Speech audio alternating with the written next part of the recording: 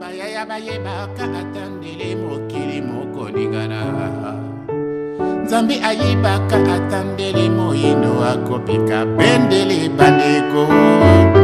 Attendez-les, attendez-les, attendez-les, oh, oh, oh, attendez-les.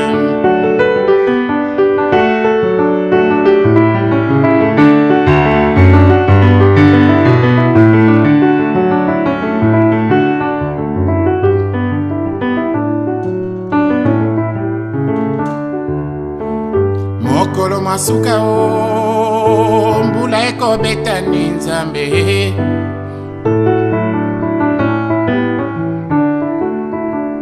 Mokolo masuka kake eko beta ningo. Baye bakufaka kufa ya nzambe bakoseka. Baye bakufaka kufa ya satana bakosekwa. Milimo ya baye bakufakala ekosekwa. Soki toteki Afrika na papaye bakolo sambisa oh oh. Attendez-les, attendez-les, attendez-les. Oh la la la la la la la la la.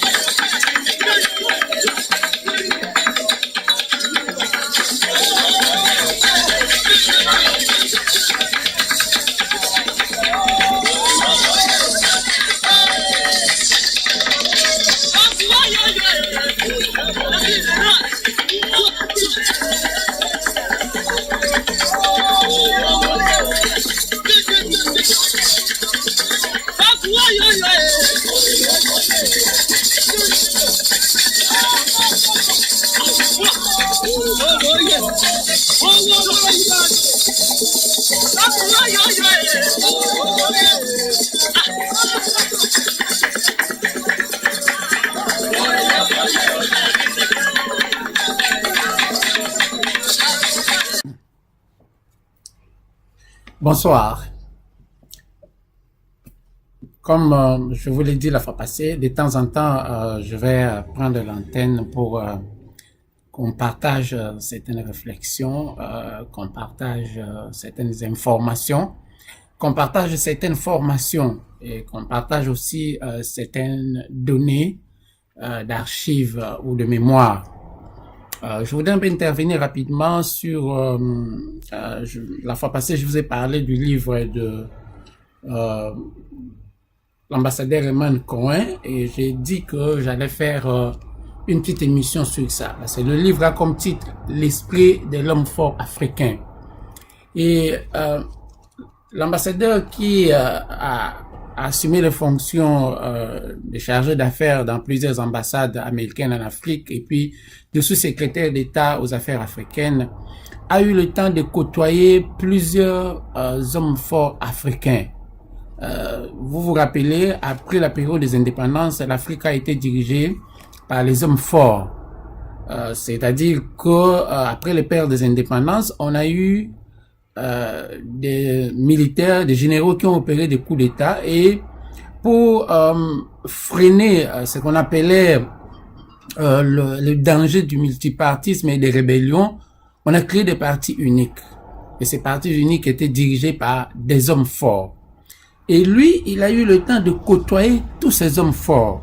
En tout cas, il a, dans ses mémoires, il en a côtoyé pratiquement 6, 7, 8, 9, 10, 11, 12, 13, 14, 15 dans tous ces pays-là. Et lorsque le sous-titre de ce livre est très important, il dit « Mémoire d'un diplomate ».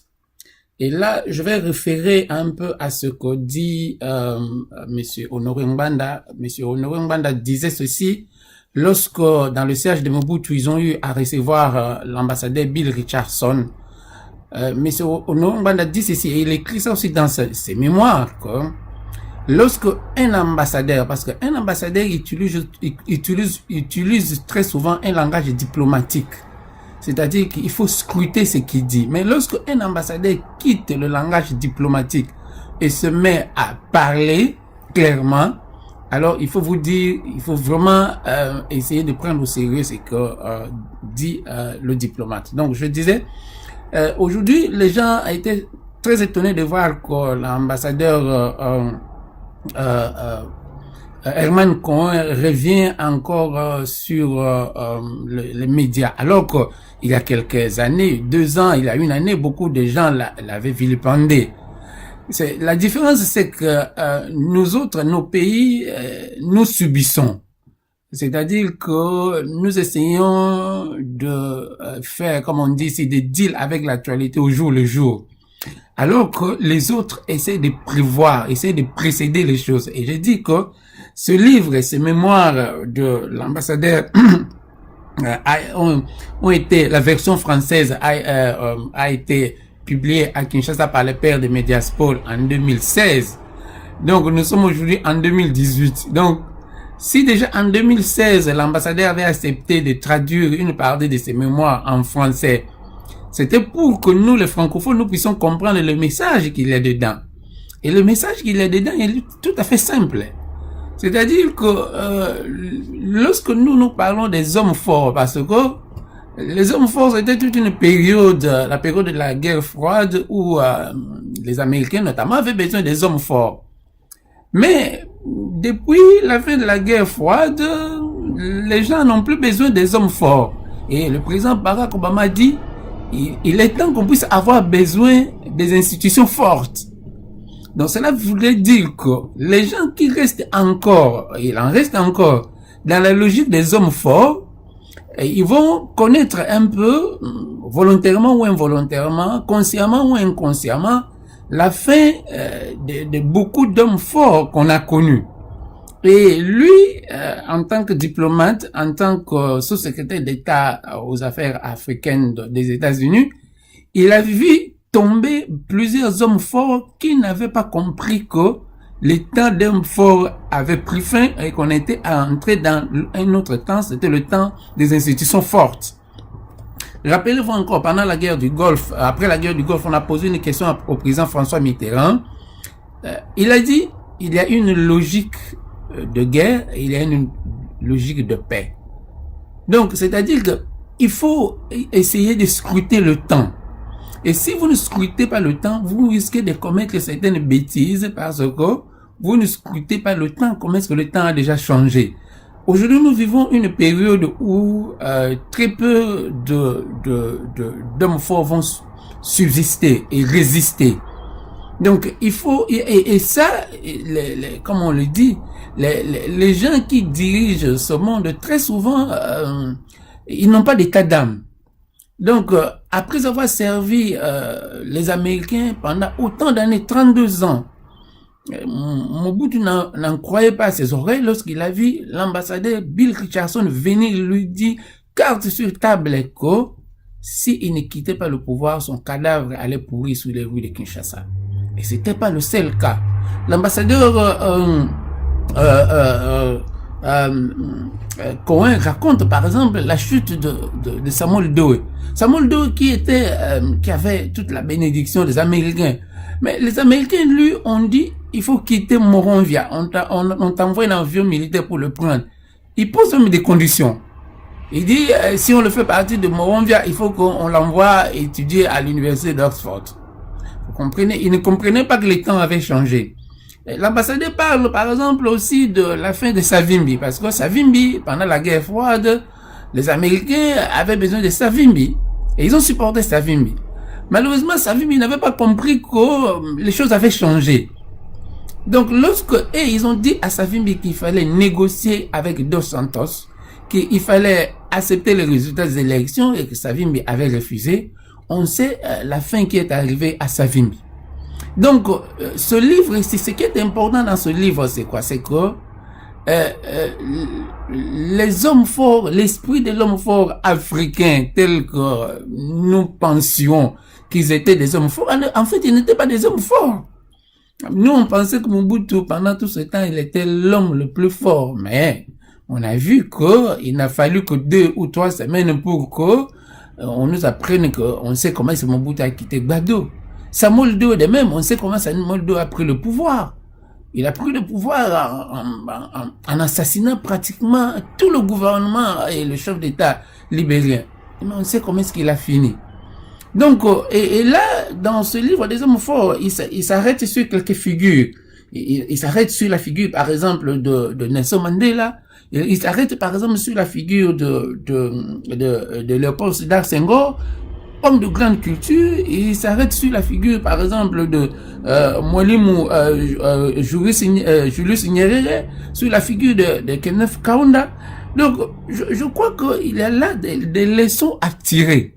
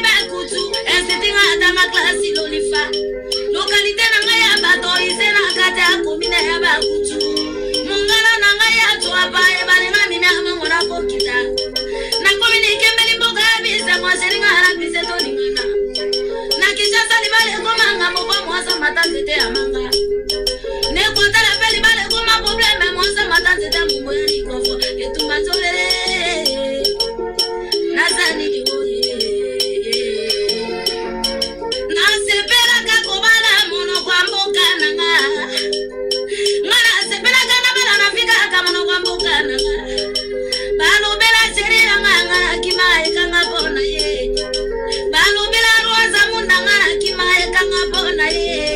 Eloko ni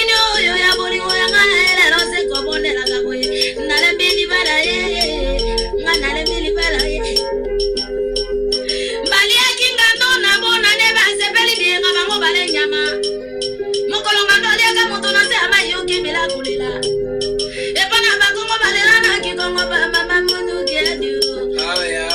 Lela na soile ba mama mina kufoe. Toye ko lela na kingombe ba mama bina kuyo. Boka tora baro bina boka tore tumba moya lo solie. Yeah, mole mama ina kola monti noka die. Mimi la mongo ni na kimongo tumba moya so wa bina. Ba tetela baleli na kitetela ba mama dinyambo fo. Ona ko tetela ke mafumbe. Mama dinyambo fo. Mais si j'interviens aujourd'hui rapidement, c'est parce que des commentaires vont encore dans tous les sens, parce que l'ambassadeur Herman Cohen a dit que 60% des Congolais étaient des Anamongo. Et là, ça fait sursauter tout le monde pour dire que quoi, il devient encore ethnologue.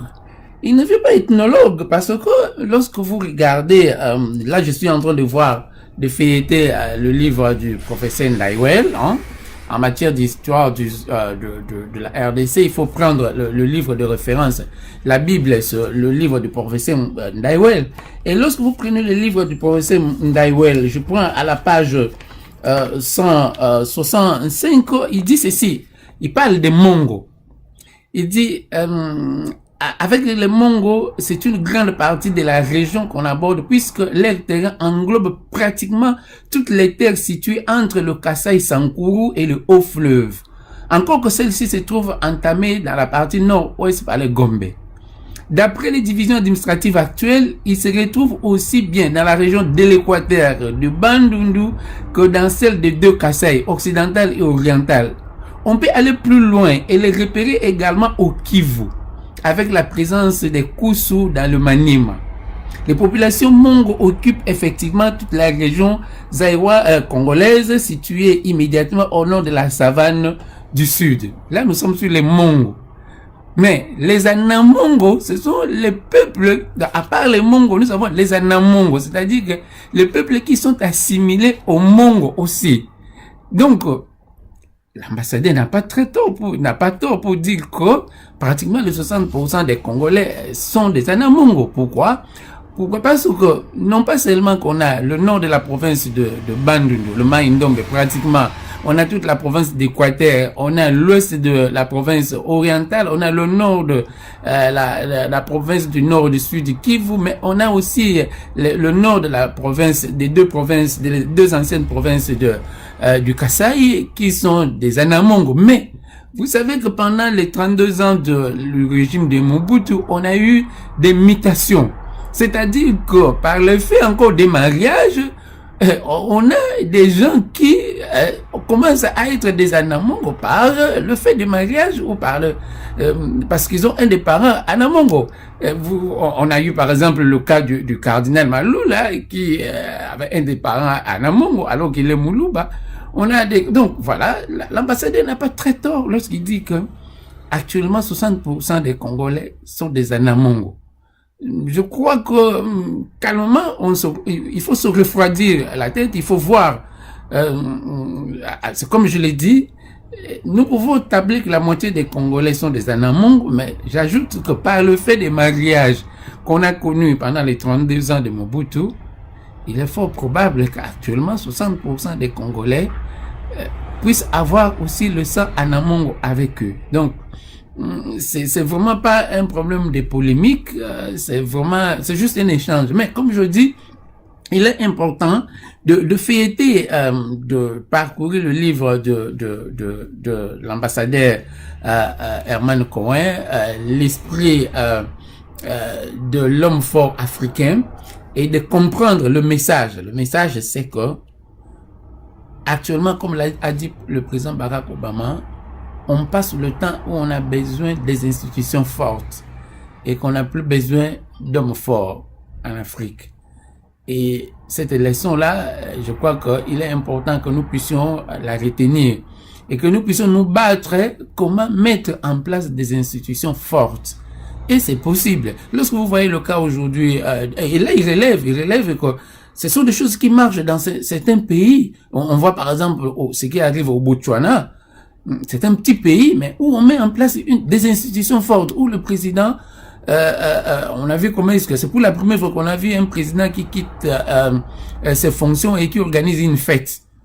C'est autant dire, comme le disaient les comédiens, qu'on va faire même des fêtes des divorces. Oui, mais il a fini son mandat, il part, bon, il organise une fête. Donc, c'est ce temps-là, le temps des institutions fortes, et le temps d'hommes forts est en train de s'arrêter. Et je crois que c'est ça la plus grande leçon qu'il faut retenir de ce qu'a dit l'ambassadeur Herman Cohen. Bonsoir.